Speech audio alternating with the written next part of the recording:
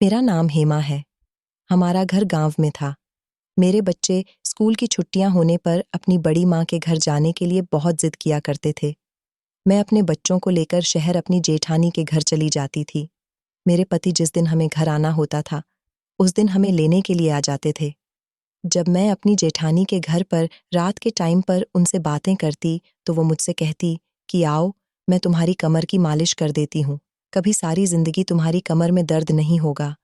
मैं अपनी जेठानी से अपनी कमर की मालिश करवा लेती, लेकिन इसके बाद मुझे नींद आ जाती और जब आधी रात को मेरी आंख खुलती तो मुझे कुछ अजीब अजीब सा महसूस होता था। लेकिन एक बात बड़ी अजीब होती कि आधी रात के टाइम पर भी मेरे जेठ जी जाग रहे होते थे और जेठानी सो जाती थी। एक दिन जब मैंने ये राज जानने की कोशिश की और जब राज खुलकर मेरे सामने आ गया तो मेरे पैरों तले से जमीन निकल गई थी, क्योंकि मैं अपने माता पिता की सबसे लाडली बेटी थी। हम 7 बहनें थे और मैं अपनी 7 बहनों में सबसे छोटी थी। मम्मी तो बचपन में ही गुजर चुकी थीं। मेरे पापा ने ही अकेले हम सातों बहनों की परवरिश की थी। हमारा कोई भाई भी नहीं था। एक-एक करके मेरी सारी बहनों की शादी हो गई। मैं अकेली बची थी और भगवान का शुक्र था कि मेरी सारी बहनें अपने ससुराल में बहुत खुश रह रही थीं। फिर नंबर आया मेरी शादी का, तो मेरी शादी एक ऐसे इंसान के साथ हुई जिसकी शहर में गवर्नमेंट जॉब थी। हम लोग तो गांव में रहते थे। हम सातों बहनों में से मेरी 2 बड़ी बहन की ससुराल शहर की थी।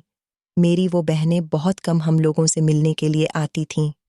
मेरे पापा ने उसके बाद से ही किसी भी बहन की शादी शहर में नहीं की थी और वो मेरी शादी भी गांव में अपने पास ही करना चाहते थे, ताकि वो हर लम्हा मेरी खबर रख सके और मुझसे मिल सके। जिस लड़के से मेरी शादी होने वाली थी, उसकी नौकरी तो शहर में थी, लेकिन वो हर महीने में 1 हफ्ते की छुट्टियों के लिए अपने घर पर आ जाता था। लड़के की नौकरी अच्छी थी, अच्छा कमाता था, इसलिए मेरे पापा ने मेरा रिश्ता तय कर दिया था। फाइनली मेरी शादी हो गई थी। मैं जब शादी करके अपने ससुराल गई, तो मेरे ससुराल में सिर्फ मेरी सास रहती थी। मेरे पति तो शहर में रहते थे और वो इन दिनों अपनी शादी की वजह से ही घर आए हुए थे। मेरी जेठानी और जेठ भी थे। उनके पास कोई औलाद नहीं थी। वो अपने दूसरे घर में रहते थे। उनका घर शहर में ही था, जो कि हमारे गांव से बहुत दूर था। शादी के बाद सारे मेहमान अपने-अपने घर चले गए थे। मेरी नंदे भी थीं और वो दोनों भी अपने ससुराल में बहुत खुश थीं। वो भी कभी-कभी अपने मायके आती थीं। मेरे जेठ और जेठानी भी शादी हो जाने के बाद अपने घर में दोबारा से चले गए थे। मेरी जेठानी की शादी को 7 साल हो गए थे, लेकिन अभी तक उनके पास कोई बच्चा नहीं था। लेकिन भगवान का शुक्र था कि मेरी शादी के 2 महीने होते ही मैं माँ बनने वाली थी। मेरे पति हर महीने में 1 हफ्ते के लिए घर पर आते थे और मेरा उनके साथ वक्त बहुत अच्छा गुजरता था। मुझे अपने ससुराल में सास से बहुत प्यार मिल रहा था। इधर मेरे पति भी मुझसे बहुत प्यार करते थे। वो जब घर आते थे, मेरे लिए बहुत सारे गिफ्ट्स लेकर आते थे और मेरा बहुत ख्याल रखते थे।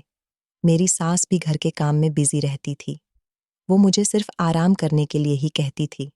मैंने लोगों से सास के बारे में बुराई करते हुए सुना था, लेकिन मेरी सास सच में बहुत अच्छी औरत थी। मैं बहुत छोटी थी तब मेरी माँ मुझे इस दुनिया में अकेला छोड़कर चली गई थी। मुझे अपनी सास से अपनी माँ का प्यार मिल रहा था। ये बात मेरे लिए मुझे बहुत खुश कर देने वाली थी। मेरी शादी के 2 महीने बाद मेरे पापा की भी मौत हो गई थी। मुझे अपने पापा की मौत का बहुत अफसोस हुआ था, लेकिन मैं प्रेग्नेंट थी। इस वजह से मुझे डॉक्टर ने ज़्यादा स्ट्रेस लेने से मना किया था। मेरे घर में मेरी प्रेगनेंसी की खबर से सभी लोग बहुत खुश थे। 9 महीने पूरे होने के बाद मैंने बेटे को जन्म दिया। पोते की शक्ल देखकर मेरी सास की खुशी का ठिकाना ही नहीं रहा था, लेकिन मैंने गौर किया था कि मेरी जेठानी का मूड कुछ ठीक नहीं था। मुझे उनके दर्द का एहसास अच्छी तरह से हो रहा था। वो बेचारी इतने सालों से औलाद पैदा नहीं कर सकी थी और यहाँ मेरी शादी होते ही मुझे प्रेगनेंसी की खबर मिल गई थी। उनके दिल पर बहुत गहरी चोट लगी थी। मेरे पति का तो वही रूटीन था। वो हर महीने 1 हफ्ते के लिए घर पर आते और पूरा हफ्ता हमारे साथ बहुत खुशी-खुशी गुजारते थे। अब तो वो अपने बेटे को देखने के लिए बहुत आदी हो गए थे, इसलिए महीने में घर के 2 चक्कर लगा लिया करते थे। वैसे तो मेरी जेठानी आदत की बहुत अच्छी थी। मुझे अपने घर बहुत बुलाती थी, पर मेरा बेटा छोटा था। मुझे घर में रहना ही ज्यादा अच्छा लगता था। मेरा बेटा भी 1 साल का ही हुआ था कि मेरी दूसरी प्रेगनेंसी की खबर आ गई। मैंने अपने पति को इस बारे में बताया कि अभी हमारा बेटा बहुत छोटा है और इतनी जल्दी अब दूसरा बच्चा। मेरे पति ने कहा कि कोई टेंशन लेने वाली बात नहीं है। माँ है ना घर में, बच्चे आराम से पल जाएंगे, तुम फिक्र मत करो। मेरी सास ने भी मुझे भरोसा दिलाया कि बच्चे भी भगवान किस्मत वालों को देता है। अब तुम अपनी जेठानी को ही देख लो, कितने सालों से संतान के लिए तरस रही है। क्या तुम भी ऐसा ही करना चाहती हो? मैं अपनी सास के सवाल पर शर्मिंदा हो गई थी। इसी तरह से दूसरी बार मैंने बेटी को जन्म दिया था। मेरी बेटी बहुत प्यारी थी। जो भी देखता यही कहता कि इसे तो देखते ही गोद में लेने को मन करता है। मेरी जिंदगी अपने सास, पति और बच्चों के साथ बहुत अच्छी गुजर रही थी। धीरे धीरे इसी तरह से वक्त गुजरता चला गया और मेरा बड़ा बेटा 5 साल का हो गया और छोटी बेटी 4 साल की हो गई। मेरे बच्चे स्कूल जाने लगे थे। त्योहार के टाइम पर मेरी जेठानी हमारे घर पर आती तो मेरे बच्चे उनसे बहुत खुश होते थे और वो अपने स्कूल की छुट्टियों में अपनी बड़ी माँ के घर जाने की जिद किया करते थे। मैं अपने पति को उनकी जिद के बारे में बताती तो मेरे पति मुझे जाने की परमिशन दे दिया करते थे। मेरी सास बीमार रहती थी, इसलिए मैं उनके लिए 3-4 दिन का खाना बनाकर रख जाती थी ताकि उन्हें परेशान न होना पड़े। अब हर दूसरे तीसरे महीने ऐसा ही होने लगा था। मेरे बच्चे अपनी बड़ी माँ के घर जाने की बहुत जिद किया करते थे। अगर मैं उनसे जाने को मना करती तो वो रोने लग जाते थे। मेरे पति अपने बच्चों की आंखों में आंसू नहीं देख सकते थे, इसलिए वो मुझसे कहते कि तुम बच्चों के कहने के मुताबिक उनकी बड़ी माँ के घर उनको ले जाया करो। बच्चों का मेरी जेठानी के घर पर बहुत मन लगता था। मेरे जेठ और जेठानी मेरे बच्चों बस में बिठा दिया करते थे। या फिर कभी ऐसा होता कि मैं महीने के उन दिनों में अपनी जेठानी के घर जाती जब मेरे पति आने वाले होते थे। जिस दिन मेरा जेठानी के घर से जाने का दिन होता तो कभी-कभी मेरे पति भी मुझे लेने के लिए खुद आ जाते थे। जिंदगी इसी तरह से गुजर रही थी। अब हर बार मुझे मेरे बच्चे अपनी बड़ी माँ के घर ले जाते थे। अब की बार भी जब मेरे बच्चों की गर्मियों की छुट्टी हो गई थी तो मेरे बच्चों ने जिद लगा रखी थी कि उन्हें इस बार भी अपनी बड़ी माँ के घर जाना है। वो अपनी छुट्टियां उनके घर ही गुजारना चाहते थे, लेकिन इस बार न जाने मेरी सास को क्या हो गया था। मैंने हर मुमकिन कोशिश कर ली थी अपनी सास को मनाने की, मगर वो थी कि मान ही नहीं रही थी। मुझे अपनी बड़ी बहू के घर भेजने के लिए उनका कहना था कि अच्छा नहीं लगता इतनी जल्दी जल्दी वहां जाना। बच्चों का भी रो रो कर बुरा हाल हो गया था, मगर मेरी सास का यही कहना था कि अब वहां कोई नहीं जाएगा। इस बार पता नहीं क्यों वो ऐसा कर रही थी। हर बार तो वो हमारे जाने पर बहुत खुश होती थी और मुझे भी कहा करती थी कि बच्चों के बिना रोए ही उनको ले जाया करो। मुझे कुछ भी समझ में नहीं आ रहा था कि मेरी सास ऐसा क्यों कर रही थी। पहले तो वो मुझे फौरन भेज देती थी, लेकिन अब तो वो मेरी जेठानी के नाम से भी बहुत चिढ़ रही थी और बच्चों को भी डांट दिया करती थी कि आज के बाद वहां पर कोई नहीं जाएगा। मैंने बच्चों का रोना देखते हुए ज्यादा अपनी सास से जाने की जिद की तो उन्होंने कहा, बस खामोश रहो। मैंने कहा, ना कि तुम इस बार बच्चों को लेकर वहां पर नहीं जाओगी तो बस नहीं जाओगी। बच्चों को समझा दो कि अब मैं उनके मुंह से वहां जाने का नाम ना सुन लूं। ये ना हो कि अब की बार मुझे तुम्हें समझाने के लिए कोई और तरीका अपनाना पड़े। तुम बच्चों की माँ हो, तुम ही उनको समझा सकती हो। मैंने हर तरीके से कोशिश कर ली कि वो मुझे वजह तो बता दे, लेकिन मेरी सास ने मुझे कुछ भी नहीं बताया। बस उनके मुंह से तो यही रट लगी हुई थी कि तुम बच्चों को लेकर वहां नहीं जाओगी। मैंने अपने पति को जब ये बात बताई तो उन्होंने अपनी माँ से फोन पर बात की। उनकी माँ अपने बेटे से भी फोन पर बहुत लड़ रही थी। इधर बच्चे फोन पर अपने पापा से भी रो रो कर जिद कर रहे थे। उन्होंने भी अपनी मम्मी से कहा, आखिर ऐसा क्या हो गया जो आप इतना ज्यादा गुस्सा कर रही हो। उन्होंने अपने बेटे को भी डांट दिया था। मेरी सास की बातों से तो ऐसा लग रहा था जैसे हम लोगों ने उनकी बहू के घर जाने की बात नहीं की हो, बल्कि कोई बहुत बड़ी गलती कर दी हो। मुझे उनके बदलते हुए अंदाज की न तो कोई वजह पता चल रही थी और ना ही मुझे कुछ समझ आ रही थी। बच्चे तो रो रो कर सो गए थे। मैंने एक बार फिर से ये जानने की कोशिश की और अपनी सास से पूछा था कि माँ जी, इसमें जिद करने वाली क्या बात है? बच्चे जाना चाहते हैं और आज वो बहुत ज्यादा रोए हैं। हर बार तो मैं बच्चों के साथ वहां पर जाती हूं ना, तो अब की बार ऐसा क्या हुआ जो आप वहां का नाम लेने पर भी इतनी ज्यादा गुस्सा दिखा रही हो? मैं भी बच्चों की ऐसी हालत देखकर अपनी सास के सामने डटकर खड़ी हो गई थी। मुझसे अपने बच्चों की आंखों में आंसू नहीं देखे जाते थे। मैं और मेरे पति अपने बच्चों की हर डिमांड को पूरा करते थे। मैंने अपनी सास को बच्चों की खुशी का वास्ता दिया। बच्चे मेरी सास की सबसे बड़ी कमजोरी थे। मैं बच्चों का वास्ता देकर इस बात का फायदा उठा लिया करती थी। इससे पहले भी कई बार मैंने अपनी सास को बच्चों का वास्ता देकर उनसे कई बार अपनी बात को मनवाया था, और इस बार तो मैं बच्चों के लिए ही ये कदम उठा रही थी। दरअसल मेरे बच्चों को अपनी बड़ी माँ के घर जाना इसलिए अच्छा लगता था क्योंकि उनका घर हमारे घर से बहुत बड़ा था। मेरे जेठ का बिजनेस बहुत अच्छा था। वो शहर में अच्छी पोस्ट पर लगे हुए थे। उनका घर भी हमारे घर से बहुत बड़ा था। मेरे जेठ ने हमारे घर से अपना हिस्सा ले लिया था। अब उनका हमारे घर से कोई मतलब नहीं बनता था। इतना सब कुछ होने के बावजूद भी उनके पास कोई औलाद नहीं थी। वो दोनों पति पत्नी भी मेरे बच्चों से बहुत प्यार करते थे। मेरे बच्चों को उनके प्यार की आदत हो गई थी। उनको वहां जाकर खुशी मिलती थी, इसलिए वो हर कुछ दिनों के बाद वहां जाने की जिद लगा लेते थे। वहां पर उनका वक्त अच्छा गुजरता था। मेरी सास ने मुझसे कहा कि बहू, तुम बात नहीं समझ रही हो। पहले की बात और थी, अब की बात और है। इस बार मेरी सास मुझे गुस्से से नहीं बल्कि नरमी से समझा रही थी, लेकिन वो क्या कहने की कोशिश कर रही थी, मेरी तो कुछ भी समझ में नहीं आ रहा था। मैंने अपनी सास से कहा कि इस बार मुझे जाने दीजिए क्योंकि बच्चे बहुत जिद कर रहे हैं।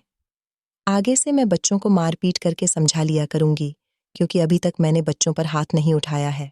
अब आप जिद पर अड़ गई हैं और बच्चे भी जिद पर आ गए हैं। मैं आपके साथ तो कुछ नहीं कर सकती, पर बच्चों पर तो हाथ उठा सकती हूँ। इसलिए अब की बार मैं ऐसा ही करूंगी।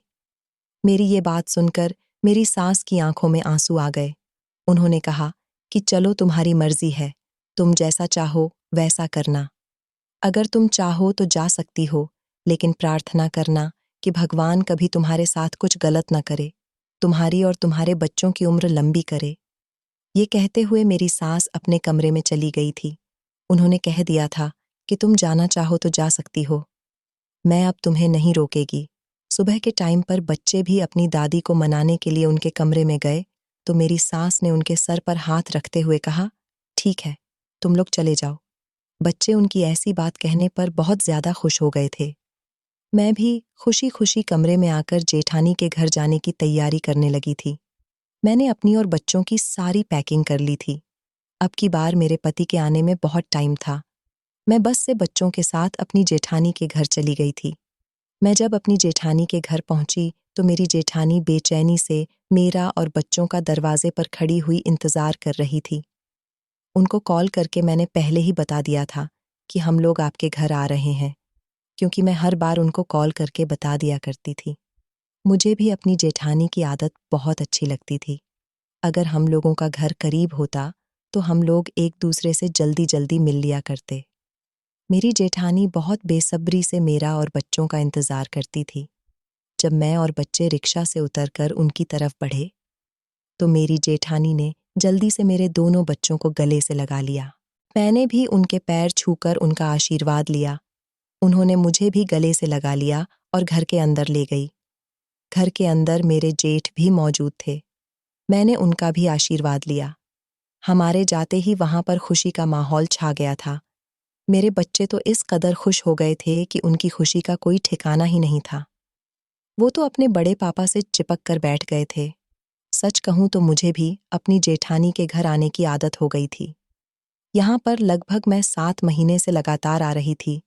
इससे पहले मैं कभी कभी आया करती थी। ये लोग हमारे लिए कितना कुछ करते थे। मेरी जेठानी मेरी पसंद का खाना बनाती थी और मेरे जेठ बच्चों के लिए बहुत सारे कपड़े और खिलौने लाकर देते थे। इसीलिए तो मुझे और बच्चों को यहाँ पर आना बहुत पसंद था। लेकिन मेरी सास न जाने क्या सोचती फिर रही थी। मैंने इस बात को इग्नोर करते हुए सोच लिया था कि आगे की आगे देखी जाएगी। अब आ गई हूं तो खूब एंजॉय करती हूँ। मेरी जेठानी ने मुझसे कहा, हेमा, मैं और तुम्हारे भैया तो बच्चों के आने का बहुत बेसब्री से इंतजार कर रहे थे। मेरी जेठानी ने कहा, तुम मुझे मेरी बहनों की तरह प्यारी हो और ये बच्चे तो मुझे मेरे अपने बच्चे ही लगते हैं। मुझे इन बच्चों से बहुत लगाव हो गया है। तुम अच्छा करती हो जो यहाँ इनको लेकर आ जाती हो। हम लोगों का भी दिल लग जाता है। मैं उनकी इस बात पर हल्का सा मुस्कुरा दी थी। मेरी जेठानी के घर में कामकाज के लिए नौकरानी लगी हुई थी, इसलिए वो सारा टाइम आराम से मेरे साथ स्पेंड कर लिया करती थी। मेरी जेठानी ने मेरी पसंद का खाना बनाया था। बच्चे तो खेल रहे थे। मुझे बहुत खुशी हो रही थी। टेबल पर अपनी पसंद का खाना रखा हुआ देखकर खाना खाने के बाद मैं बच्चों को लेकर सुलाने के लिए कमरे में चली गई थी। मेरी जेठानी के घर में मेहमानों के लिए स्पेशल कमरा बना हुआ था, क्योंकि कभी-कभी उनके मायके से भी कोई न कोई उनके घर पर आता जाता रहता था। जब मैं जाती थी तो उसी कमरे में ठहरती थी। मैंने बच्चों को सुला दिया था। दोनों बच्चे खेल-खेल कर बहुत थक गए थे, इसीलिए जल्दी ही सो गए थे। मैंने भी सोने के लिए कपड़े चेंज कर लिए थे। थोड़ी देर के बाद मेरी जेठानी मेरे कमरे में आ गई। मैं अपनी सास की बात से बहुत ज़्यादा टेंशन में थी और मुझे उनकी फ़िक्र हो रही थी। मेरी जेठानी जब कमरे में आई, उन्होंने मुझे खामोश देखा, तो वो मेरे लिए फ़िक्रमंद होने लगी थी। उन्होंने मुझसे पूछा, क्या हुआ है? क्यों इतनी खामोश हो? मैंने अपनी जेठानी से कहा कि कुछ नहीं हुआ भाभी, बस सफ़र में थक जाती हूँ। मेरी जेठानी कहने लगी, अच्छा, तुम आराम कर लो और आराम से सो जाओ। मेरी जेठानी फ़िक्र से कहने लगी, हाँ, सफ़र भी तो बहुत लंबा था, इसलिए तुम थक गई होगी। तुम लेट जाओ। मैं तुम्हारी कमर की मालिश कर देती हूँ। तुम्हें अच्छा लगेगा। तुम्हें पता है, मैं बहुत अच्छी मालिश करती हूँ। मेरे पास खास तेल है। उसे लगाने के बाद कमर का दर्द बिल्कुल गायब हो जाता है, बल्कि शरीर की सारी हड्डियां मजबूत होती हैं। मेरी जेठानी ये बात प्यार और नरमी से कहते हुए उठकर तेल लेने के लिए चली गई थी। उनके जाने के बाद मैं लेट गई थी। मैं लेटे हुए सोच रही थी कि अगर मेरी सास मेरी जेठानी को मुझसे इतनी मोहब्बत करते हुए देख लेती, तो उनका सारा गुस्सा उतर जाता। अभी मैं यही सब कुछ सोच रही थी कि इतनी ही देर में मेरी जेठानी तेल लेकर आ गई थी और अपने साथ नौकरानी को भी लेकर आई थी। नौकरानी के हाथ में दूध का गिलास था। मेरी जेठानी ने कहा, पहले तुम दूध पी लो, उसके बाद आराम से उल्टी होकर लेट जाना और मैं तुम्हारी कमर की अच्छी तरह से मालिश कर दूंगी। पहले तो मैंने दूध पिया, उसके बाद मैं लेट गई थी। मेरी जेठानी ने मालिश करना शुरू कर दिया था। उनके हाथों में सच में जादू था। मुझे बहुत सुकून मिल रहा था। बच्चे मेरे करीब ही लेटे हुए सो रहे थे। मेरी जेठानी मालिश करते हुए मुझसे सवाल करने लगी, तुम्हें यहाँ आने से माँ जी ने तो नहीं रोका ना? मैं थोड़ी देर के लिए उनके सवाल पर खामोश हो गई थी और कंफ्यूज हो गई थी कि इस बार माँ जी का मुझे रोकना और आज पहली बार मेरी जेठानी का मुझसे ये सवाल करना, क्या इन बातों का कोई कनेक्शन है? इस बारे में तो मुझे कुछ भी नहीं पता था। मैंने अपनी जेठानी से कहा, नहीं तो भला वो मुझे यहाँ आने से क्यों रोकेंगी? आज तक उन्होंने मुझे कभी नहीं रोका, तो अब क्यों वो आने से मना करेंगी? मैंने अपनी जेठानी से शर्मिंदा होकर उनसे झूठ बोला था। आखिर मैं उनको क्या बताती कि इस बार माँ जी कितना भड़क रही थीं हम लोगों के यहाँ आने पर। मेरे झूठ पर मेरी जेठानी का चेहरा भी खुशी से चमक उठा था। मैं नहीं जानती थी कि इस बार मेरी सास मुझे यहाँ आने से क्यों मना कर रही थी। मैं बात बताकर अपनी जेठानी का दिल नहीं दुखाना चाहती थी, लेकिन मुझे कुछ तो अजीब लग रहा था। वो क्या था, मैं समझ नहीं पा रही थी। मुझे यहाँ पर आए हुए दूसरा दिन हो गया था। दूसरे दिन की रात को भी मेरी जेठानी सोते टाइम पर मेरे कमरे में आ गई थी। उन्होंने कहा कि बच्चों को देखने के लिए आई हूँ, सो गए हैं या नहीं। बच्चों को देखने के बाद उन्होंने कहा कि मैं तुम्हारे लिए तेल लेकर आती हूँ। तुम्हारे शरीर का दर्द ठीक हो जाएगा। उन्होंने फिर से मेरे शरीर की मालिश की, जिसके बाद मुझे बहुत सुकून मिला था और सुकून मिलते ही मैं गहरी नींद में खो गई थी। तीसरे दिन भी मेरी जेठानी फिर से तेल लेकर मेरे पास आ गई थी और फिर से मेरी मालिश करनी शुरू कर दी थी। अब तो मुझे भी उनका मालिश करना अच्छा लगने लगा था। मैं अपनी जेठानी से कहती कि आप मेरे लिए इतना परेशान मत हुआ करो। वो मुस्कुराती हुई धीमे से कहती कि तुम मेरी बहन की तरह हो। तुम हमेशा ठीक रहो और ताकतवर रहो।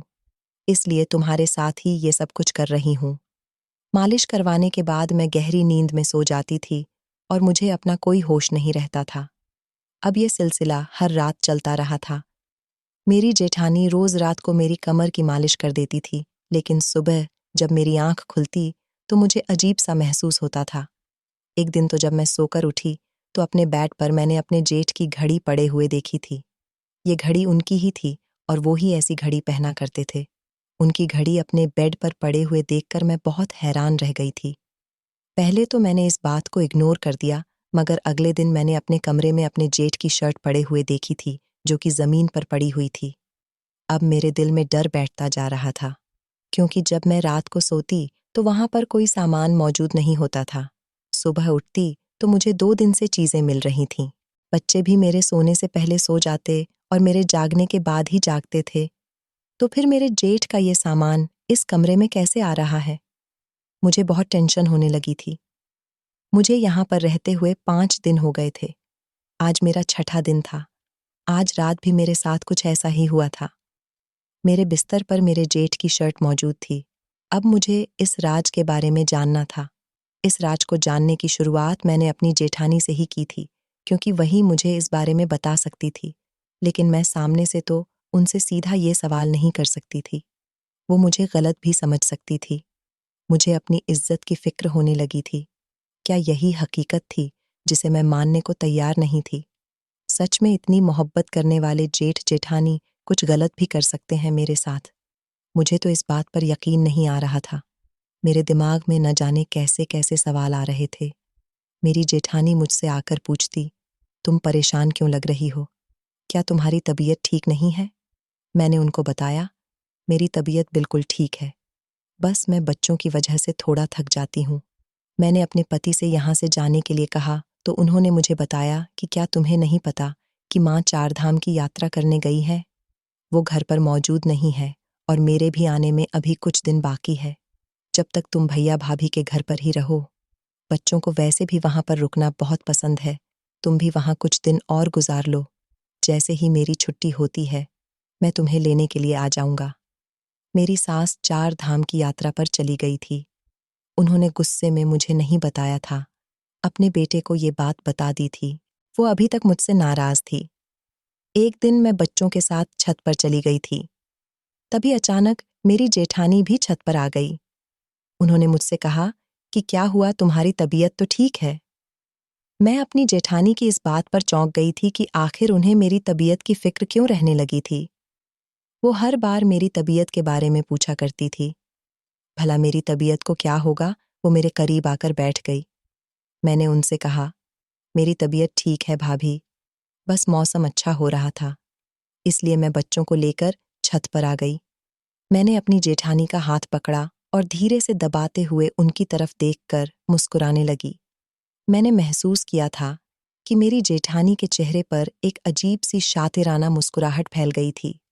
मेरे साथ हर दिन ऐसा ही हो रहा था। मैं गहरी नींद में सो जाती और मेरे जेठ की कोई न कोई चीज़ मेरे कमरे में ज़रूर मौजूद होती थी। उस दिन मेरी बेटी ने मुझे बताया था कि मम्मी, रात बड़े पापा आपके पास लेटे हुए थे। जल्दी से बड़ी मम्मी ने मुझे गोद में ले लिया और मुझे सुला दिया था। लेकिन इतना सब कुछ हो गया था, मुझे कैसे पता नहीं चला? मेरी नींद तो ऐसी थी कि थोड़ी सी भी आहट होती थी तो मैं फौरन जाग जाती थी। लेकिन यहाँ आने के बाद मुझे ऐसी नींद क्यों आ रही थी कि मेरी बेटी सोकर उठ गई और मुझे पता भी नहीं चला। जब मेरी बेटी ने बताया कि उसके बड़े पापा मेरे करीब में लेटे हुए थे और बड़ी माँ भी कमरे में मौजूद थी, ये सुनकर तो मेरे रोंगटे खड़े हो गए थे और ये बात मेरे दिमाग में घूम रही थी। यही वजह थी कि मैं बिल्कुल खामोश होकर रह गई थी। थोड़ी देर के बाद मेरी जेठानी भी चली गई थी तो मेरी सोच का रुख इसी तरफ मुड़ गया था। हर रात मेरी जेठानी का मेरी कमर पर तेल लगाना, मेरे ना चाहते हुए भी वो जबरदस्ती मेरी कमर पर मालिश कर दिया करती थी। इसके बाद मेरा गहरी नींद में चले जाना और रोज अपने जेठ की कोई ना कोई चीज मेरे कमरे में मौजूद होना। इधर मेरी बेटी ने मुझे जो बताया था, ये सब कुछ कोई छोटी बात नहीं थी।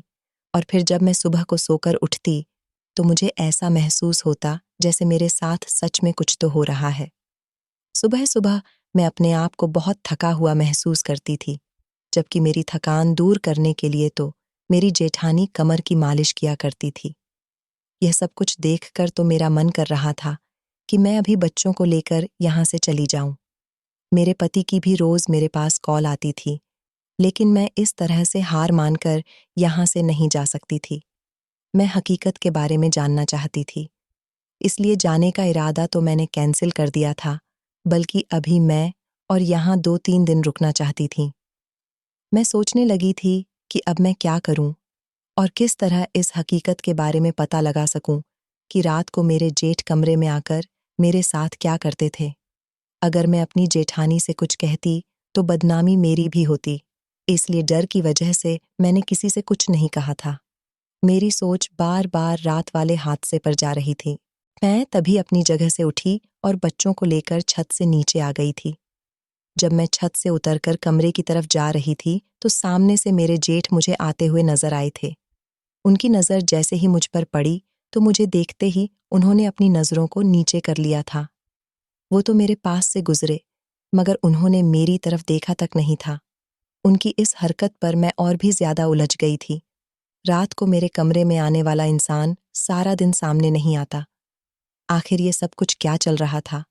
आखिर मेरे साथ क्या हो रहा था? मुझे कुछ भी समझ में नहीं आ रहा था। मेरे सर में बहुत तेज दर्द होने लगा था। मैं अपने सर को दबाते हुए वहीं पर बैठ गई थी। इतना सोचने के बाद भी मुझे एक भी बात समझ नहीं आ रही थी। मैं हौसला करती हुई कमरे के अंदर चली आई थी। बच्चे बाहर ही खेल रहे थे। मैंने कमरे में बैठे-बैठे एक प्लान तैयार किया था और इसके लिए रात का इंतजार करने लगी थी। शाम हुई तो मैं फ्रेश हो गई थी। कमरे से बाहर आई तो मेरे जेठ जेठानी खाने की टेबल पर बैठे हुए मेरा इंतजार कर रहे थे। मुझे आता हुआ देखकर मेरी जेठानी ने मुस्कुराते हुए कहा, आओ बैठ जाओ, बच्चों को मैं खाना खिला चुकी हूँ, तुम आराम से बैठकर खाना खा लो। मैं अपनी जेठानी के करीब वाली कुर्सी पर जाकर बैठ गई थी। आज मैं हमेशा की तरह उनके साथ अच्छा बिहेव कर रही थी, ताकि उनको पता न चल जाए कि मुझे दोनों पति पत्नी पर शक होने लगा है। मुझे अपने जेठ की शक्ल देखकर बहुत गुस्सा आ रहा था। मुझे सच तक पहुंचना था, इसलिए मुझे इनके साथ अच्छा ही बनकर रहना था। मेरा खाना खाने का थोड़ा सा भी मन नहीं कर रहा था, मगर सबको दिखाने के लिए बुरे दिल से खाना खाने लगी थी। मेरी जेठानी मेरी तरफ देखकर कहने लगी, तुम्हारी तबीयत तो ठीक है ना? वो ये बात भी मुझसे कई बार पूछ चुकी थी। कहने लगी, मतलब तुम्हें चक्कर वगैरह तो नहीं आ रहे ना? मैंने अभी खाना खाना शुरू ही किया था। मैंने अपनी जेठानी से कहा, मेरे साथ ऐसा कुछ नहीं हो रहा। मेरी तबीयत बिल्कुल ठीक है। मुझे हर बार उनकी इस बात का मतलब समझ नहीं आ रहा था। खाना खाने के बाद मैं बच्चों को लेकर कमरे में उन्हें सुलाने के लिए चली गई थी। थोड़ी देर के बाद बच्चे भी सो गए थे। अब मैं अपनी जेठानी के कमरे में आने का इंतजार करने लगी थी। कुछ देर के बाद ही मेरी जेठानी कमरे का दरवाजा खोलकर अंदर आ गई थी और सीधा मेरे पास आकर बैठ गई थी। रोज के मुताबिक मेरी जेठानी मेरे लिए दूध का गिलास लेकर आई थी और साथ में मालिश करने के लिए तेल भी लेकर आई थी। मैंने दूध तो नहीं पिया था, बहाना कर दिया था कि मेरा दूध पीने का मन नहीं है, लेकिन आज मैंने जिस तेल से मेरी जेठानी मेरी मालिश किया करती थी, उस तेल को बदल दिया था। वो मेरे बदले हुए तेल से मालिश करने के बाद कमरे से चली गई थी।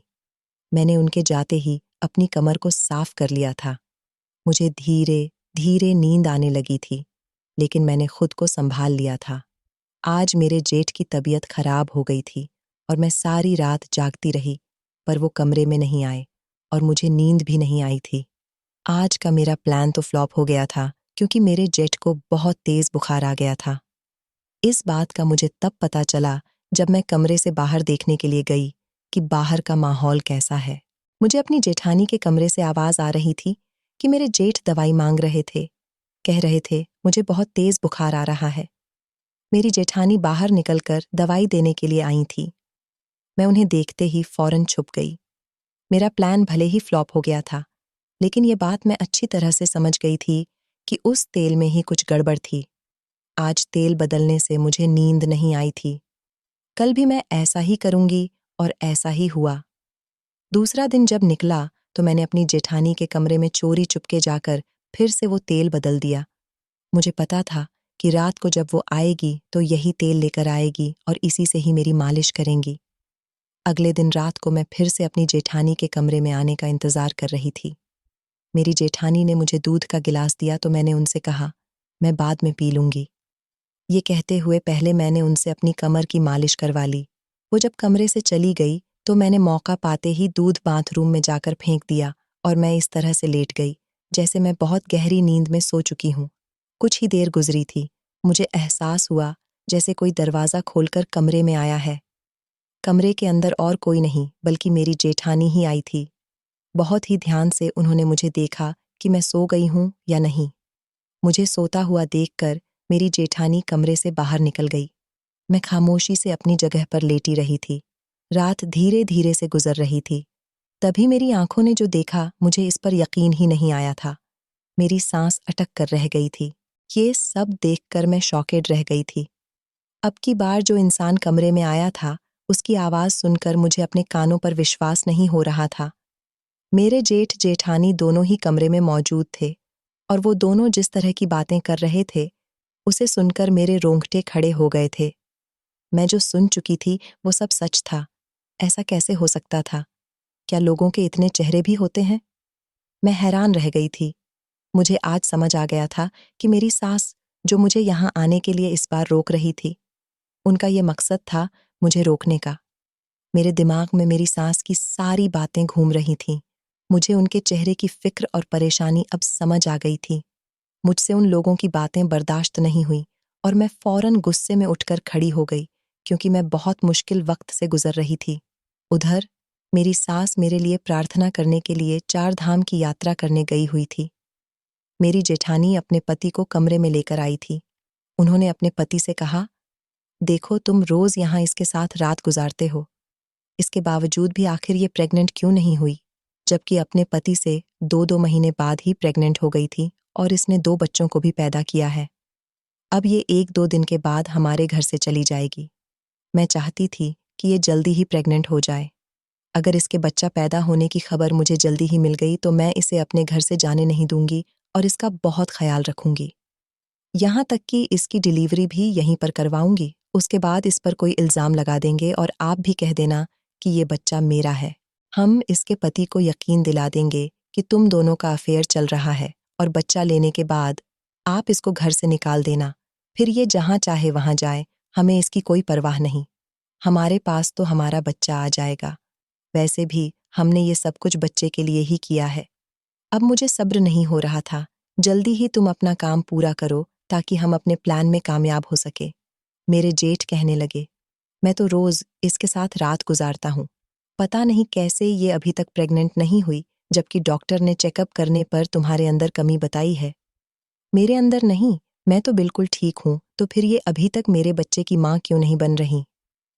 अब मैं समझ गई थी कि इन दोनों पति पत्नी का बिहेवियर मेरे और मेरे बच्चों के साथ इतना ज़्यादा अच्छा क्यों रहता था, क्योंकि ये लोग अपने मतलब के लिए ही मुझसे अच्छा बिहेवियर रखते थे। इसका मतलब साफ था कि मेरी सास को पहले ही इन दोनों की नीयत पर शक था। तभी तो इस बार वो मुझे यहाँ आने नहीं दे रही थी। मैं इस बात पर बहुत रोई थी। आज मेरा यकीन खून के रिश्तों से उठ गया था। ये बात सच थी कि मेरी जेठानी और जेठ के दिल पर बच्चों को लेकर बहुत बुरा असर पड़ रहा था। लेकिन क्या उनका ये सब करना ठीक था कि उन्होंने अपनी हवस का निशाना मुझे बनाया? उन्होंने इस बारे में नहीं सोचा कि उनके ऐसा करने से मेरा घर भी बर्बाद हो सकता है। वो लोग मेरे पति के दिल में ये सब डालना चाहते थे कि मेरा अपने जेठ के साथ अफेयर चल रहा है और अगर मैं प्रेग्नेंट हो जाती तो वो बच्चा पैदा होने के बाद खुद ले लेते और बाद में अगर मैं इस बात पर किसी को यकीन दिलाने की कोशिश भी करती कि मेरा मेरे जेठ के साथ अफेयर नहीं चल रहा तो उनके पास पक्का सबूत है। वो लोग डीएनए टेस्ट की रिपोर्ट भी तो करवा सकते थे क्योंकि वो बच्चा तो सच में मेरे जेठ का ही होता। ये सारी बातें जानने के बाद मेरे पति मुझे छोड़ देते और मैं बेसहारा हो जाती। भगवान का शुक्र था कि मैं अपने जेठ से प्रेग्नेंट नहीं हुई थी, वरना तो मेरी जिंदगी में बहुत सारी मुसीबतें मेरा इंतजार कर रही होती। मुझे खुद से नफरत होने लगी थी और अपने जेठ जेठानी की मोहब्बत ने मेरी आंखों पर पट्टी बांध दी थी। मैं बेवकूफ़ थी कि अपनी सास के इतना समझाने के बावजूद भी मैं जिद करके इनके घर पर आ गई थी। मुझे इन दोनों पति पत्नी से सख्त नफरत हो रही थी क्योंकि आज मैंने इन लोगों की बातों को अपने कानों से सुन लिया था। मैं झट से खड़ी हो गई और अपने जेठ का गिरेबान पकड़ लिया। मैंने कहा, बताओ तुमने मेरे साथ ऐसा क्यों किया? मैं आपको अपने भाइयों की तरह समझती थी और भाभी आपको तो मैंने हमेशा अपनी बहन से कम नहीं समझा। मुझे नहीं पता था कि आप लोग अपना मतलब पूरा करने के लिए इतना ज्यादा गिर सकते हो। उन दोनों को उम्मीद नहीं थी कि मेरे सामने उनका राज खुलकर भी आ सकता है। वो दोनों बड़ी हैरानी से मेरी तरफ देख रहे थे, क्योंकि उन्हें तो यही लग रहा था कि मैं सो रही हूं। इस शोर शराबे से मेरे बच्चे भी जाग गए थे। रात के 3 बज रहे थे। मैंने अपनी बेटी को गोद में लिया और बेटे का हाथ पकड़कर उसी टाइम घर से जाने लगी। मेरी जेठानी मुझे रोकने की बहुत कोशिश कर रही थी, क्योंकि अब उन्हें पता था कि उनकी हकीकत अब सबके सामने आने वाली है। वो दोनों मुझसे माफी मांग रहे थे और कह रहे थे कि इस बारे में किसी को मत बताना, लेकिन मैं खामोश नहीं रह सकती थी। मैं रात के 3 बजे के टाइम ही अपने बच्चों के साथ उनके घर से निकल आई थी। अंधेरी रात में मेरी कुछ समझ में नहीं आ रहा था, पर यह तो अच्छा था कि मुझे एक रिक्शा मिल गया। जिस शहर में मेरे जेठ जेठानी रहते थे, वहां से लगभग 10 किलोमीटर दूर के रास्ते पर मेरी भाभी भी रहती थी। मैं अपने बच्चों को लेकर उनके घर चली गई और वहां जाने के बाद मैंने अपने पति को कॉल करके सारी बात बता दी। अगले ही दिन मेरे पति दौड़ते हुए मेरे पास आ गए थे और वो मुझे लेकर अपने भैया भाभी के पास चले गए। उन लोगों ने मेरी बात को झुठलाने की बहुत कोशिश की, पर जब मैंने अपनी बेटी से कहा कि अपने पापा को बताओ, एक दिन तुमने रात को क्या देखा था, मेरी बेटी ने अपने पापा को बता दिया कि पापा मैंने देखा था कि बड़े पापा मम्मी के पास लेटे हुए थे। ये सब सुनकर मेरे पति ने अपने भाई के मुंह पर थप्पड़ मार दिया और उनको बहुत उल्टी सीधी बातें सुनाई। मेरे पति ने उनसे सारे संबंध खत्म कर दिए और मेरा हाथ पकड़कर मुझे उस घर से वापस ले आए थे। मेरी सास को भी जब ये बात पता चली, तो उन्होंने अपने बड़े बहू बेटे से सारे संबंध खत्म कर दिए। उन्होंने कहा, आज के बाद तुम्हें हमारे घर में कदम रखने की कोई जरूरत नहीं। मैंने अपने बच्चों को भी समझा दिया था कि वो दोनों बहुत गंदे हैं, हम उनके घर नहीं जाएंगे। मेरे पति इस बात पर बहुत शर्मिंदा हो रहे थे कि उनके भैया भाभी ने सिर्फ संतान हासिल करने के लिए मेरा फायदा उठाया था, और आगे वो जो करने वाले थे उसकी वजह से मेरी और मेरे पति की जिंदगी बर्बाद हो जाती। हम लोगों को आज तक इस हादसे पर बहुत अफसोस है। हम दोनों पति पत्नी उन लोगों से सारे संबंध खत्म कर चुके हैं। वो लोग हमसे बहुत माफी मांगते हैं। सुना है कि मेरे जेठ की तबीयत बहुत ज्यादा खराब हो रही है। उन्हें कोई बड़ी बीमारी लग गई, लेकिन मेरे पति ने कसम खाई हुई है कि वो मर जाएंगे, लेकिन कभी अपने भाई भाभी से रिश्ता नहीं जोड़ेंगे। मुझे अच्छा लगा था कि मेरे पति ने मेरा साथ दिया था और उन्होंने जल्दी ही मेरी बात पर यकीन भी कर लिया था। वरना तो मैं लोगों को देखती हूँ कि वो गलत फहमी का शिकार होकर अपना घर बर्बाद कर लेते हैं। मेरे पति मुझ पर बहुत भरोसा करते थे। मैं अपने परिवार के साथ आज बहुत खुश हूँ। दोस्तों, इस कहानी के बारे में आपकी क्या राय है? आपको ये वीडियो कैसी लगी कमेंट करके ज़रूर बताएं। जय श्री राम।